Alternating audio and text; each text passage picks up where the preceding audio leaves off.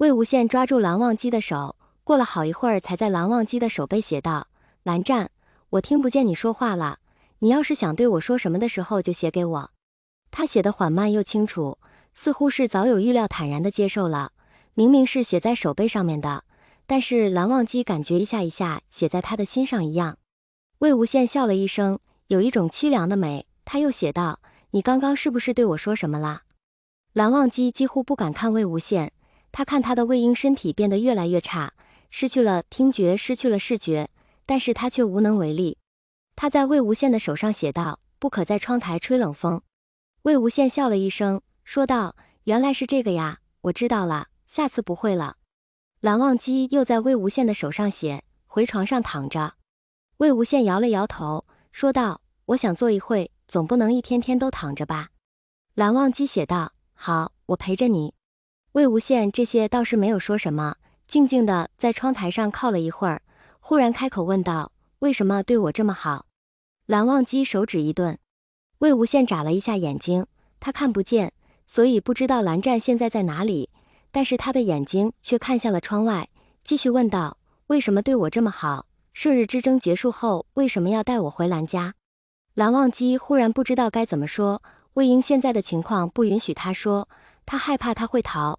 魏无羡叹了口气，说道：“不管是出于什么原因，还是谢谢你了，蓝湛，除了师姐他们，没有人对我这么好过了。”就在魏无羡以为蓝忘机还不会回他的时候，蓝忘机就在魏无羡的手上写道：“你值得。”他的魏婴永远都值得。眼睛有些酸涩，鼻子有点酸，魏无羡轻轻地吸了下鼻子，然后又咳嗽了一下，试图掩饰自己心里面的难过。已经好久没有人对他说过这三个字了，所有的疑惑似乎在这三个字里面有了解答。这些答案像一颗大石头一样压在了魏无羡的心口处，沉甸甸的。魏无羡在空中摸索着，似乎想抓蓝忘机的手。蓝忘机看见了，连忙把自己的手伸过来，魏无羡一把抓过，手心下面的触感温热，握着很安心。蓝忘机不知道怎么回事，只听魏无羡说了句：“蓝湛，我给不了你想要的。”语气没有了之前的故作轻松和嬉笑，变得严肃了起来。蓝忘机猛然抬头，那一双浅色的眼睛里面带着一丝错愕。魏无羡握着蓝忘机的手，忽然有那么一瞬间再也不想松开。他听不见自己在说什么，但是他又很清楚他在说什么。我这一副残破不堪的身体给不了你任何想要的东西，所以蓝湛，你在图什么呢？蓝忘机又不说话了。其实蓝忘机还能图什么呢？图你平安健康罢了。蓝忘机低沉的声音响了起来，他说：“我并未图什么。”他真的没有图什么，只是想让他的魏婴健健康康的、平平安安的就够了。但是就这么一个小小的愿望，似乎永远都实现不了。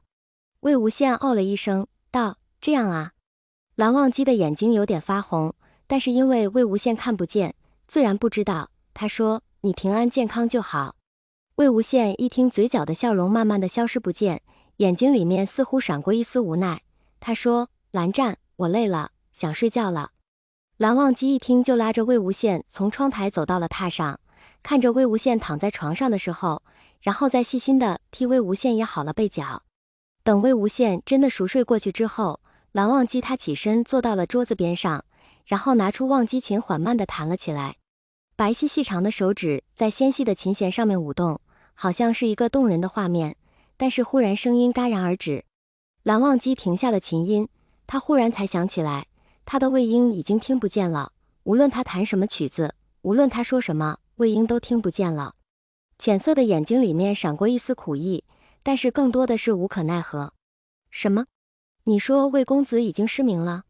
蓝曦臣听到这个消息的时候，当真是大吃一惊，怎么会这样？蓝忘机点了点头，说道：“不止如此，魏婴在清晨的时候失去了听觉。”这一下蓝曦臣真的是错愕了，问道：“怎么会这样？怎么好端端的怎么会变成现在这个样子？”蓝忘机继续说道：“照这样下去，不久之后魏婴便会失去嗅觉、味觉和触觉，五感皆失。”这件事情蓝曦臣也是没有想到的，于是试探性的问道：“是怨气？”蓝忘机道：“没错，是怨气。怨气缓慢地侵蚀着魏婴的身体，所以魏婴的手脚才会常年冰凉。”这一下到底是蓝曦臣也是没招了，道：“怨气是何等的凶悍，这可如何是好？”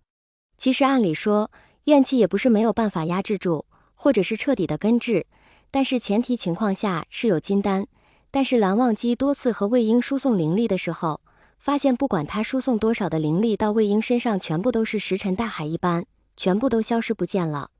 这让蓝忘机有点怀疑魏婴是否是金丹有损。但是这句话他并没有问出口。蓝曦臣目前也是毫无头绪，只是说多翻一翻古籍看看有没有什么根治的办法了。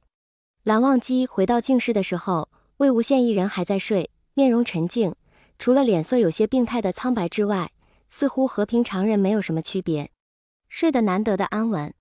蓝忘机自然是不会叫醒魏无羡的，看着魏无羡在睡着，他就走到了一边看着，他真的已经快忘了这个人之前是怎样真情实意的笑过了。不知道从什么时候开始，他的魏婴从开朗肆意的笑容变成了冷笑，或者是每一抹笑里面都带着一股哀伤和悲戚。原本清朗俊俏的眉眼变得阴郁而冰冷。蓝忘机真的是除了心疼还是心疼，他不敢想未来还会发生什么事情。魏无羡还是睡不安稳，只是睡了2个多时辰就醒了。其实闭着眼睛和睁着眼睛没什么区别，反正都是一片漆黑。蓝忘机见魏无羡醒了，走过来把魏无羡从床上扶起来，在魏无羡的手心里写道：“醒了。”魏无羡没说话，就是点了点头。蓝忘机又写道：“用不用用膳？”魏无羡摇了摇头。蓝忘机看了看外面的天，原本想让魏婴出去透透气的，但是外面已经有了凉意，蓝忘机怕他在受寒，便取消了这个念头。魏无羡抓了抓自己的头发，低声说道：“想喝水。”蓝忘机给魏无羡倒了一杯温水，魏无羡喝了几口就不喝了，轻轻地咳嗽了一声。蓝忘机连忙给魏无羡顺气。魏无羡缓了缓，说道：“蓝湛，我没事，就是睡得有些累。”蓝忘机抓着魏无羡的手写道：“云深不知处后山有小兔子，你要去看看吗？”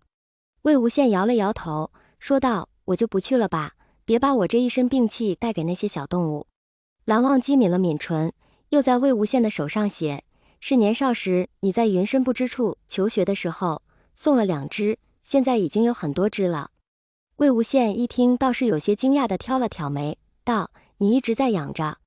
蓝忘机写道：“嗯。”魏无羡这下是真的不知道该说些什么了，嘴角扬起一抹笑意说道：“蓝湛，你不用这样。”蓝忘机写道：“无妨。”